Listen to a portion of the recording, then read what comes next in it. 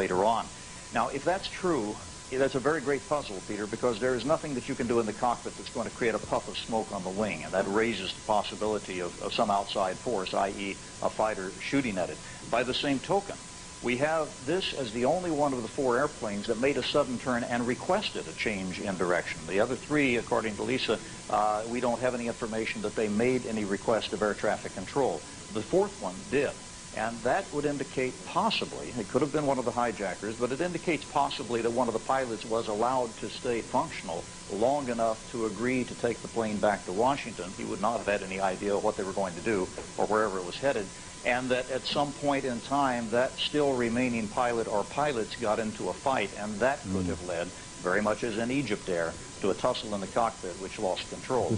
So we've got really a dichotomy. Just remind people about Egypt Air. There's a long debate about whether Egypt Air crashed as the willful act of a pilot. Was there a struggle on board with the Egyptian pilot trying to force the aircraft down, other people trying to resist? It is possible that in every instance today there was a struggle in the cockpit before someone got their hands on the controls and went directly for their targets. And I think I'm not only echoing my own feelings, but also that of the NTSB when I say that the Egyptian government, to the contrary notwithstanding, there really is no other scenario whatsoever that fits the Egypt Air disaster of over a year ago, except that the first officer intended to put that airplane into the water, and ultimately, despite the efforts of the captain to stop him, succeeded.